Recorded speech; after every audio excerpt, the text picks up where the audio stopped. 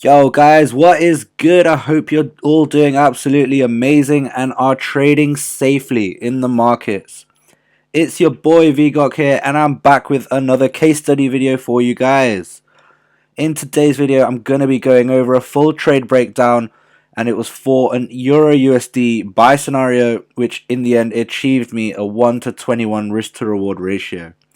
Now this actual trade was executed within New York session on the Thursday the 23rd of September, and was an example of a reaccumulation style of trade. But without further ado, let's get straight into the analysis. So what we're going to be going through right now is of course all the screenshots of the actual trades, the before and after screenshots.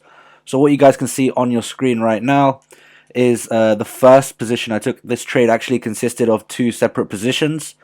One of them achieved, I think, a 1 to 9 risk to reward, and the other one, the final second one that I took, was a 1 to 21. So this was obviously for the first position that I took. You can see that we had a trend line forming right over here. We had the first touch, second touch, third touch of the trend line here, and then we had this sell to buy sort of candle coming in. And of course, with this small movement coming up here, and then obviously candlestick closing above this point right here, we've got that confirmed break of structure to the upside. So my first position was of course just entering off of this rally. You've got the base within these two candles, these two doji sort of candles right in here, and then a further rally, and it's also in line with that last sell to buy candle, you know, the sell candle that took out the liquidity below this trend line before it reversed to the upside. So the first entry having entry right there, and the stop loss just below the low right there, and obviously targeting, we'll sort the targets out in a bit. So that was the sort of first entry which I had, and as you can see, as it gets into that entry right there, we can see it's getting a really good movement away, a really good rejection from our entry, which is always a good sign. Now obviously this was the first entry. You can see that within this first entry we're seeing really good bullish movement. We're seeing a rejection from this area. So as you can see within this movement right here, we can see that it closed off any sort of remaining supply that may exist within this move here.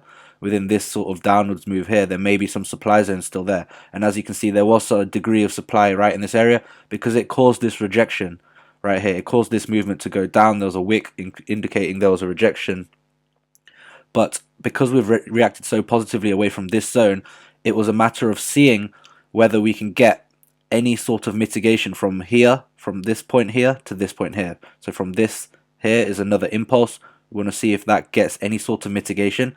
And as it comes down, we can see that it does mitigate this area quite nicely, and we get a further break of structure to the upside. You can see the internal lower highs and lower lows in this move down. So you've got the high, the low, lower high, lower low, lower high, lower low. And as you can see, this movement here breaks that internal downtrend structure in this move here.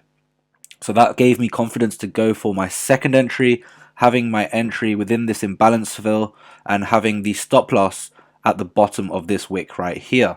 Moving on, we can see how that trade actually played out. So the entry was there, the stop loss below that wick just there, and we can see how price comes into the entry right there. We get that first rejection, doesn't quite break structure, but then we get it coming down slightly further, you know, takes out any liquidity below that first time it got into the entry right there, so takes any liquidity out below that low and then gives us that reversal. You can also see it breaks structure above this point right in here. So that's a really good movement away, and then we get that full bullishness that we like to see. And then moving on to the next sort of screenshot, what we can see right here, obviously you can just see the corner of this black box right here. That was a previous POI which I had, and at that point I was looking to take the first position and just close it out, to close, you know, some sort of profits, and then keep the second one running at a risk-free sort of trade. And here we can see the final sort of TP I had for this. The final TP for the second position was around that 17450 region, and it was based off of this measured move to the upside. So we knew that from this point to this point, it gave us that impulse. We then saw price, you know, slowing down, consolidating, coming deeper, and then reaccumulating once more. So we knew that this size of this impulse from here to here, we could get an equal size impulse from here to here as well, and that would give us that 1 to 21 risk to reward ratio. So now we're actually going to be jumping into the actual analysis on TradingView, and we're going to chuck it back into replay mode to see how this would have looked like when we were trading it live. And what we're going to do first is actually just look at the previous day's price movements and the price action. because that's going to help us with our zones for the actual day of execution. A lot of it is based on the previous day's price action. So just on the 5-minute time frame right now, and of course normally I'd be doing a top-down analysis, but just for this scenario, because it was an intraday, almost a scalp slash intraday setup, it wasn't really based on a lot of higher time frame price action.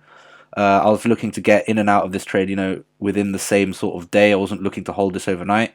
But yeah, definitely looking at how price has developed and how the previous day's price action was looking like, what we could see, so from the 2 previous days, we had this sort of trend line forming across here. So if I just jump it into the 15-minute time frame, we can see the trend line right there.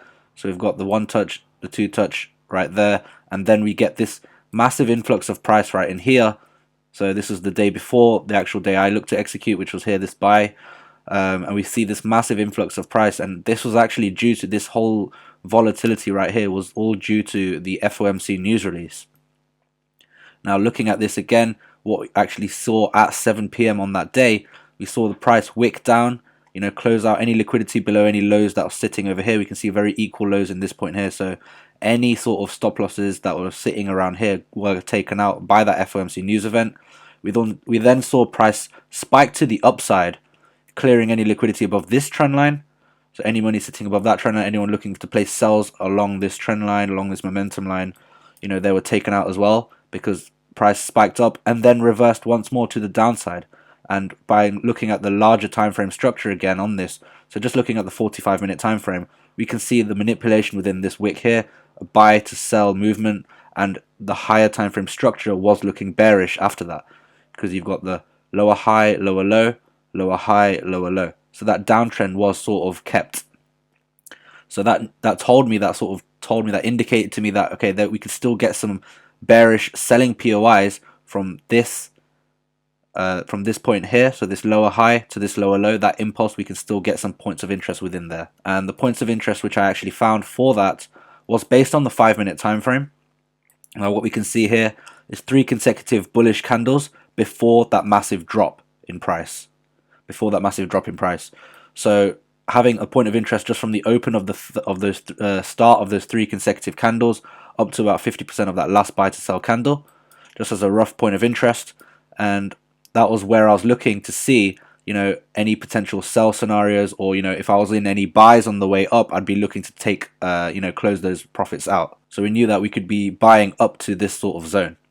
Now, if I chuck it into replay mode and actually have a look at how price developed through London Open, so the Open of London session, and as we can see right here, I'm going to put it in replay mode, and we're going to forward the price just to see how price developed over London session.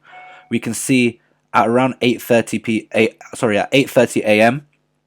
price wicked down in this moment here below this low, and then decided to reverse to the upside. You can see almost there was no structure break to the upside in this moment just yet, but we could definitely see this liquidity capture, and then we were waiting for that break of structure to the upside.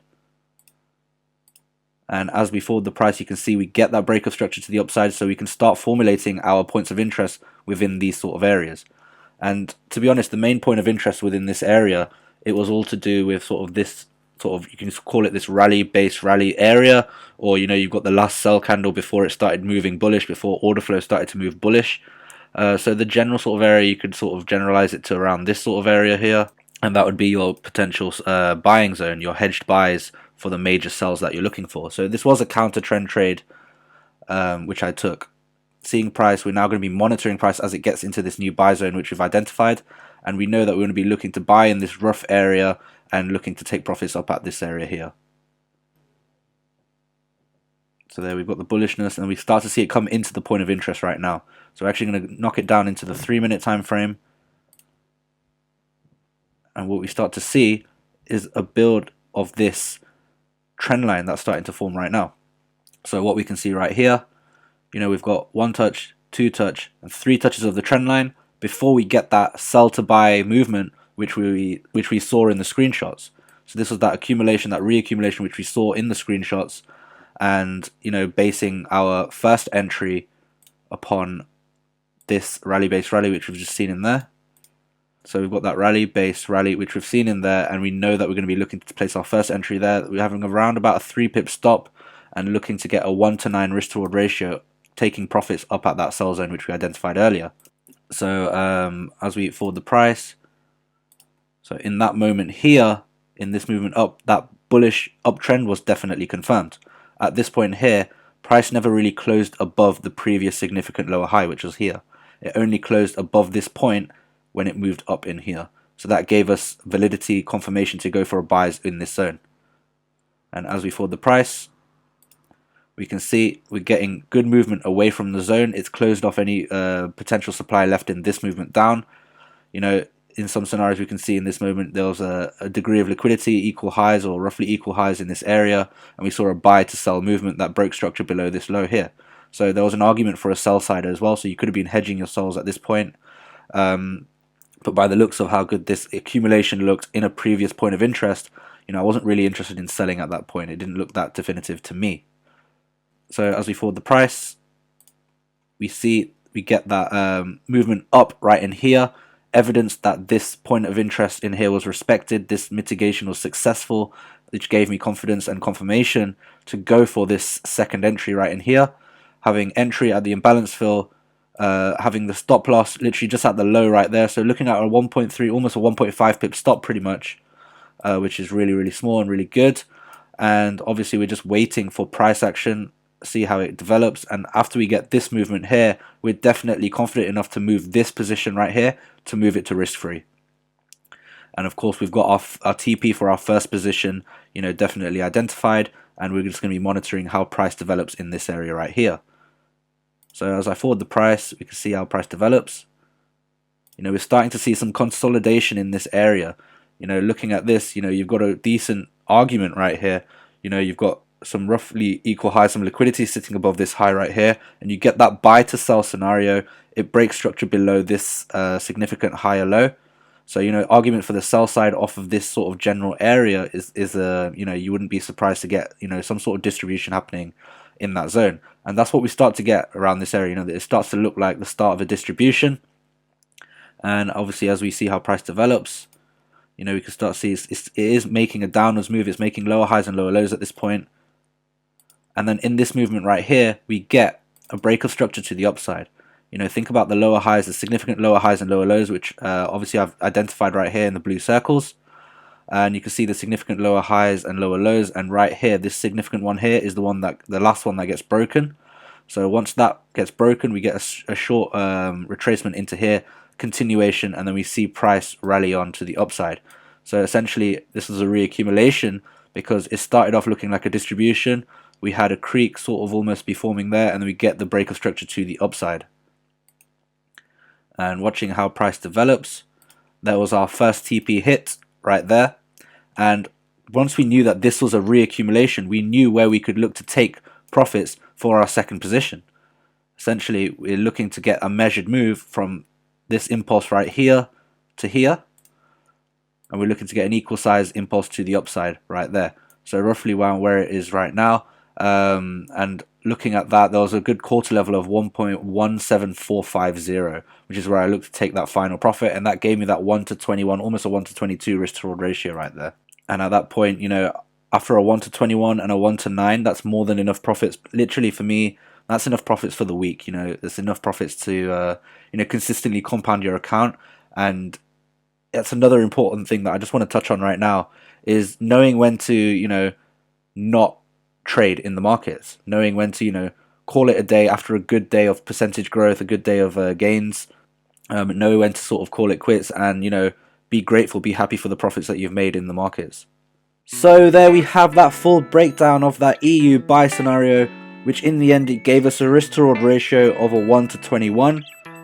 If you enjoyed that video and felt that you learned something and definitely got value, then please do give it a like, and don't forget to hit that subscribe button too.